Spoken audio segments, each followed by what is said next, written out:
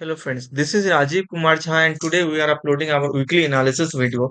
In this video, first we will try to focus on Indian indices and then after that we will try to focus on some individual stock. So without any delay we start our video. सबसे पहले आपको screen पे मेरा जो है सो ये आपका Nifty का चार्ट दिख रहा है। अगर आप इसके वन डे की चार्ट की अगर आप बात करेंगे तो वन डे में इसने आपका राइजिंग वेज बनाया हुआ था और इसका इसने ब्रेकआउट किया है। और अगर 1 आवर के चार्ट पे अगर आप देखेंगे, तो यहाँ पे इसने ब्रॉडनिंग वेज फॉर्मेशन का निर्माण किया है और इसका भी इसने ब्रेकआउट किया है। तो मेरा जो टारगेट होगा वो 18,580 के राउंड पे इसका निफ्टी का टारगेट होगा। और अगर हम इन इसके निफ्टी के ऑप्शन चेन की बात करेंगे, तो यहाँ पे कॉल की तरफ ओआई और चेंज इन ओआई जबरदस्त बिल्डअप है।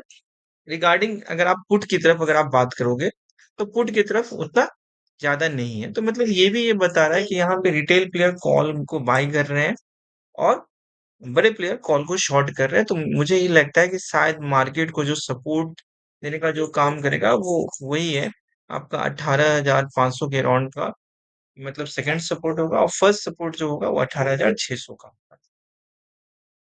दूसरा अगर हम बैंक निफ्टी की अगर हम ये टैब मैं आपको शेयर कर देता हूँ। ये टैब एक्चुअली शेयर नहीं हुए थे।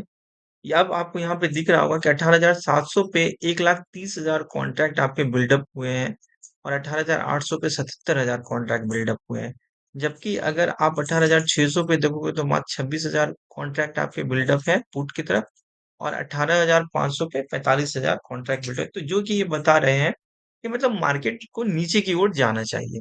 और अगर इसी चीज को अगर हम बैंक निफ्टी में अगर हम देखना चाहें, तो निफ्टी बैंक में भी सेम चीज है आपका। इसमें इसने जो है वो आपका वन डे के चार्ट पे इसने भी राइजिंग वेज का ब्रेकआउट किया हुआ है। बट बैंक निफ्टी के जो ऑप्शन चेन के डाटा है वो उतने ज्यादा सपोर्टिव नहीं है डाउनवर्ड के लिए। तो इसमें थोड़ा सा वेट करेंगे। बट इसमें भी अगर आप देखेंगे तो ये मैंने एक जोन बनाया हुआ है, ये बार बार उस जोन पे जाता है और इस जोन पे जाकर के मार्केट को रेसिस्टेंस मिल रहा है। तो मुझे लग रहा है कि मार्केट का अगर मार्केट यहाँ पे 43,780 के लेवल को अगर क्रॉस नहीं करता है, तो फिर हम इसको नीचे के लिए कंसीडर कर सकते हैं 43,300 के लिए।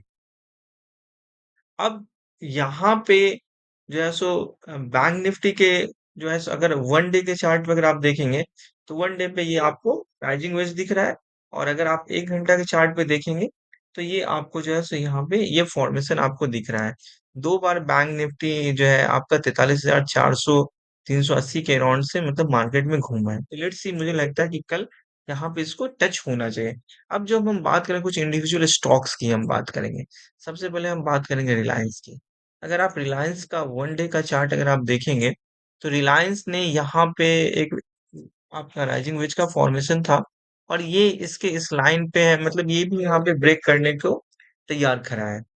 दूसरा चीज अगर हम बात करेंगे एसबीआई की, एसबीआई आपका जो है सो ऊपर से आपका राउंडिंग टॉप बनाया और इसने इसका ब्रेकआउट किया, मतलब ये भी नीचे है। अगर हम बात करते हैं आईसीआईसी बैंक की, तो आईसीआईसी बैंक में ये आपका जो है डिसेंडिंग ट्रायंगल का फॉर्मेशन किया और इसने इसका ब्रेकआउट किया है। अगर हम बात करते हैं एचडीएफसी बैंक की, तो एचडीएफसी बैंक में ये आपका ऊपर में जो है ये आपका फॉर्मेशन है जिसको हम लोग पाइप पैटर्न बोलते हैं। ये भी बेयरिश फॉर्मेशन है। अगर आप बात करेंगे अल्ट्राटेक सीमेंट की, तो अल्ट्राटेक सीमेंट जो मार्केट को सपोर्ट कर रहा था वो भी मार्केट में आपका डाउनवर्ड दिखा रहा है। ये भी अगर आप देखेंगे तो ये भी एक रेक्टेंगल चैनल का फॉर्मेशन था और जिसने इसने मिडिल लाइन को इसको ब्रीच किया है। दूसरी अगर हम बात करते हैं अपोलो हॉस्पिटल की, अपोलो हॉस्पिटल जो अभी मार्केट को कंटिन्यू आपका राइजिंग फॉर्मेशन में था, ये भी मार्केट में एक फ्लैग फॉर्मेशन का निर्माण कर रहा है। अगर ये फ्लैग को ब्रीच करता है देन हम ऊपर की ओर सोच सकते हैं। या अगर हम बात करेंगे मारुति की, तो जो कि मारुति ऑटो सेक्टर मार्केट में जो सपोर्ट कर रहा था, तो ये भी जो मार्केट को दिखा रहा है वो भी दिखा रहा है कि नहीं, मतलब अब हम मार्केट में डाउनवर्ड फॉर्मेशन है, यहाँ पे बम्प एंड रिवर्सल पैटर्न का निर्माण किया है। और अगर हम बात करते हैं फार्मा सेक्टर की, तो उसमें डॉक्टर रेड्डी एक ऐसा स्टॉक्स मुझे दिखा जो ब्रेकआउट किया है अपने ये आपका कह सकते हैं ये कप एंड हैंडल फॉर्मेशन यहाँ पे इसने बनाया हुआ था। तो इसका यहाँ पे ब्रेकआउट है और इसको आप कंसीडर कल कर सकते हैं बाई के लिए। इसके अलावा अगर आप एचयूएल की बात करेंगे, तो एचयूएल भी आपका नीचे की ओर दिखाएगा। अगर आप बात करते हैं टाटा कंज्यूमर की, तो वो भी मार्केट को नीचे की ओर दिखा रहा है।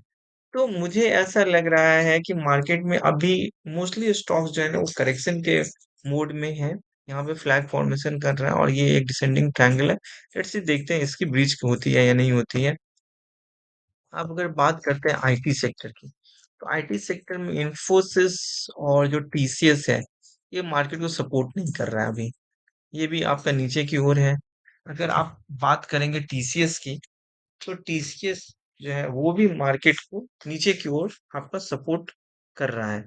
तो कुल मिलाकर के अभी मुझे ऐसा लग रहा है कि मार्केट में हमें कॉशियस रहने की जरूरत है और हम चाहें तो बियरिश उतना अगर नहीं भी है तो एटलीस्ट कम से कम हम लोग अपने पोर्टफोलियो को प्रोटेक्ट करने के लिए हम लोग को कम से कम एक पुट जरूर खरीद के रखना चाहिए। और अभी फिलहाल जो है सो 14 तारीख को नेक्स्ट फेड की बैठक है। तो टिल तक मुझे लगता है कि मार्केट इसी ढंग से मतलब डाउनवर्ड और थोड़ा बहुत अपवर्ड की ओर संभावना है। तो मुझे लगता है कि आप इंडिविजुअल स्टॉक्स पे आप फोकस कर सकते हैं और जिन स्टॉक्स की मैं बात किया हूँ उसमें से मोस्टली स्टॉक्स जो है वो आपके बियरिश हैं। That's all. Thank you.